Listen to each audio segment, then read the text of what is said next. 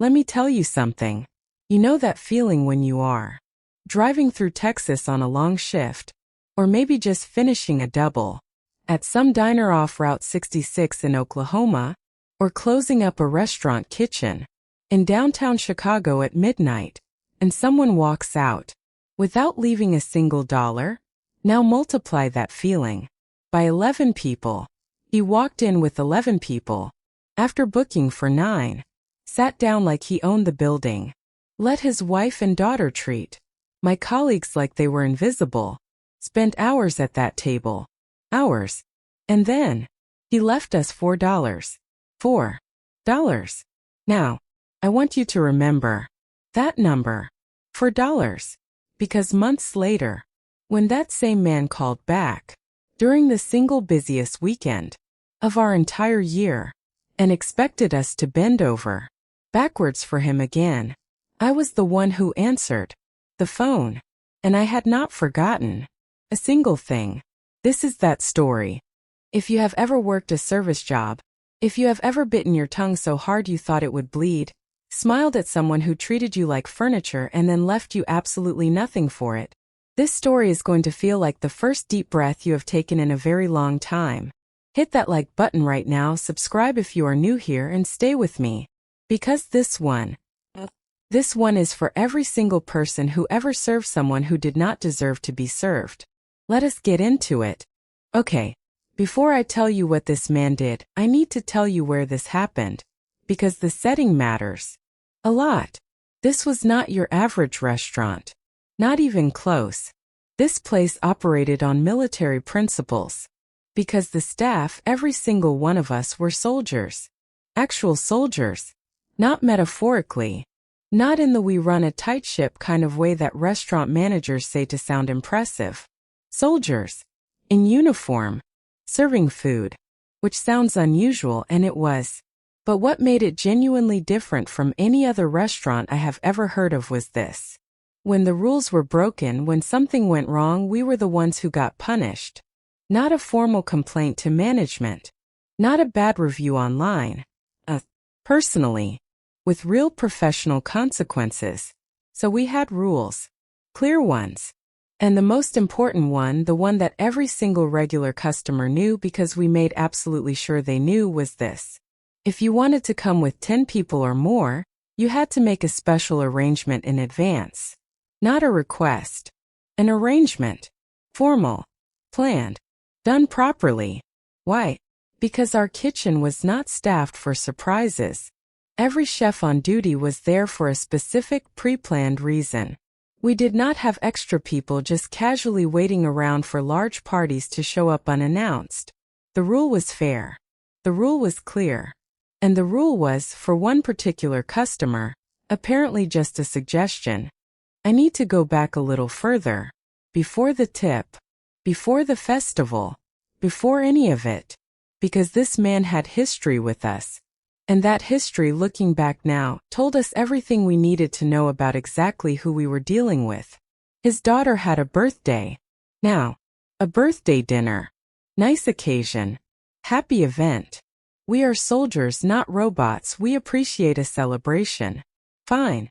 But his wife and daughter arrived that evening with the energy of two people who had decided, before they even walked through the door, that we existed purely to serve them, and that any inconvenience to us was simply not a relevant consideration.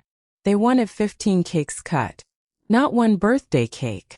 Not a cake with 15 slices. 15 separate cakes. Cut and plated and presented perfectly, while we were simultaneously managing an entire restaurant full of other tables. I remember standing there thinking, do they understand what they are asking? Do they see us? Do they understand that we are actual human beings who are already stretched thin? We did it. Of course we did. Because that is the job. You smile. You accommodate. You go to the back and you let out whatever you need to let out quietly, and you come back through that door and you do it again. But something stays with you after a night like that. Not anger exactly. More like a note, filed somewhere in the back of your mind. The beginning of a picture you have not finished drawing yet. We should have known what was coming. We did not. Several months pass. He calls, makes a reservation for 9 people. 9. Specifically 9. One below the number that would trigger our special arrangement protocol. And look, maybe I am reading too much into it. Maybe it was just coincidence.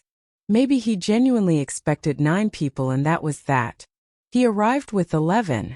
2 extra people. Just 2 extra people walked through that door with him, smiling, looking for their seats, completely unaware. Or perhaps completely aware and simply not caring that their presence had just created a real problem for every single person in that kitchen. Because in a normal restaurant, fine. 2 extra, you pull up chairs, you figure it out, nobody's career is at risk. But we were not a normal restaurant. We were a military restaurant where the consequences for breaking the rules fell on us, not on the customer who broke them. We scrambled. The kitchen scrambled. We served 11 people when we had prepared for 9, and we did it without a single word of complaint to the table because, what were we going to do? Send 2 of them home? We got through it. The evening progressed. The table was loud, demanding, the constant low-level maintenance of a group who treated every request as their absolute right and every accommodation as simply what they deserved. More water. More bread. Could you adjust this order? Could you bring that differently? Could you? Could you? Could you? We could. We did. Every single time. And then the evening ended. And the bill came. And it was significant. As you would expect from 11 people eating a full meal, run up over hours of constant attention from a full crew who had bent the rules and taken the professional risk and swallowed every frustration without a word. He paid it. He counted out the money. And then he added the tip. $4. $4. For 11 people. Hours of service. A kitchen that scrambled for him. A crew that put their own professional standing on the line for him. Rules bent in his favor that he never acknowledged and never thanked anyone for.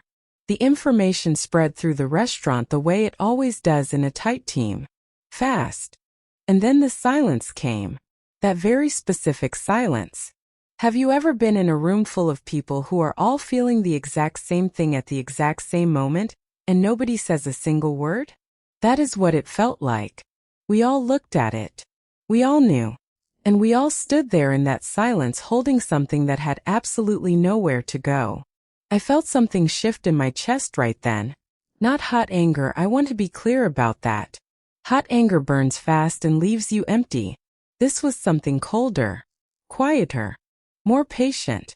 It was the feeling of a decision being made. I filed the number 4 away, very carefully, in the very back of my mind, and I waited. Now, I need to tell you about the festival. Every year for 4 days, our restaurant operated at absolute maximum capacity. Every table, every time slot, every kitchen resource, booked weeks in advance. It was the biggest event of our entire year and everybody who worked there knew it. The energy was incredible. This mixture of total exhaustion and complete focus and the specific joy of doing something very hard with people you completely trusted. You stopped knowing your own name by day 2. You ran on pure adrenaline and muscle memory and the sound of your colleagues moving around you, and somehow it all came together every single year. Festival Saturday. Peak of it all. Every single resource committed. Every single staff member stretched to their absolute limit. The kitchen running like a perfectly tuned machine. The phone rang. Picked it up. I recognized the name immediately. $4. There it was. In the back of my mind exactly where I had left it. He was having a personal party. He wanted food for 20 people. Takeout. Could we prepare it on a festival Saturday evening with 0 advance notice? Of course he did. And then, and I want you to really hear this part carefully, he added a request. He did not want the food packed separately, because separate packaging for 20 people would take up too much space in his car. Too much space. In his car. So this man, on the busiest night of our entire year, with 0 advance notice, Wanted us to prepare food for 20 people and modify our standard kitchen packaging process for his personal transportation convenience. I told him absolutely. No problem at all. We would have everything ready. And then I put the phone down. And I walked into that kitchen. And I told them very clearly, very specifically, to pack every single order separately. Individual containers. Individual bags. Standard packaging. Every single one. Exactly as the rules required. He arrived to collect the order. I watched him walk in. Confident. The way he always was. The comfortable energy of a man who expected things to go his way because they always had gone his way. And then he saw the packaging. 20 individually packed orders. Standard containers. Standard bags. Correct. Professional. Exactly as the kitchen always prepared a takeout order of this size. He was not happy. He pointed it out. Said he had specifically requested everything packed together. I told him with complete professionalism, with genuine regret in my voice, that kitchen packaging standards existed for food safety and quality reasons and unfortunately could not be modified. And I want you to understand something, I did not plan this next part. I could not have planned this next part. This was the universe deciding to show up and do its share of the work. He reached into his pocket for his wallet, and his face changed. His wife had taken all the cash out of his pocket before he left home. He stood there, at my counter, on Festival Saturday, with 20 individually packaged meals sitting right in front of him, in front of all of us, and not enough money to pay for a single one of them. He looked at me. I looked at him. He asked very quietly if perhaps he could come back tomorrow to pay. I told him with complete sincerity, with genuine regret, with every ounce of professional courtesy I had, that this was not possible. The food was prepared. Payment was required today. Festival weekend policy. I was so sorry. The nearest ATM was a 20-minute drive away. In festival traffic. Each way. He drove. I want to tell you what happened inside that restaurant for those 40 minutes. The crew knew. Of course they knew. Word moves through a kitchen the way water moves downhill. Fast and thorough, and it gets everywhere. The same people who had stood in silence months ago staring at $4 on a tip tray, those same people now knew that the man who had left that tip was sitting in festival traffic somewhere, 20 minutes from an ATM, 20 minutes back, because his wife had emptied his pockets and I had told him the policy was the policy. Nobody cheered. I want to be clear about that because I think it matters. This was not a moment of loud celebration. Nobody high-fived. Nobody made a joke at his expense. The kitchen kept moving. Festival Saturday does not pause for justice, however satisfying, and the floor staff kept working. But there was something in the air. Something I can only describe as exhale. Like a room full of people who had been holding their breath without realizing it. Carrying something small but heavy for months, and had just quietly finally been allowed to put it down. The 20 meals sat on the counter, getting slightly cooler, in their individual containers, in their individual bags, waiting. 40 minutes is a long time to think about a $4 tip. He came back. He paid. He did not say much. He loaded 20 individually packaged orders into his car, with whatever spatial difficulty that created, and he drove away. I stood there for a moment after he left. Just a moment. The kitchen was moving behind me. The festival was still happening. Life was continuing exactly as it always does. And somewhere in my chest, in exactly the spot where that cold, quiet decision had formed months ago, something released. $4. 40 minutes. The math felt exactly right. Here is the thing about this story that I keep coming back to. He never found out. There was no confrontation. No big reveal. No moment where I leaned across the counter and said, "Remember $4? This is $4. The packaging was policy. The payment requirement was policy. The ATM drive, that was his wife's decision, not mine. Every single thing that happened to him that evening was completely legitimate, completely professional, completely beyond reproach, and completely deeply personally satisfying. He had spent months treating our restaurant like his personal convenience service, bringing extra guests when rules said he could not, running up bills and leaving pennies, calling during festival weekend expecting miracles with zero notice, requesting we modify our kitchen process for his car space. And all of that, every single bit of it, had been absorbed by people who had no visible recourse, who smiled and accommodated and went to the back and breathed and came back out and did it again. Until one Saturday evening when the universe handed me a packaging decision and handed him an empty wallet. And I made one quiet phone call to the kitchen.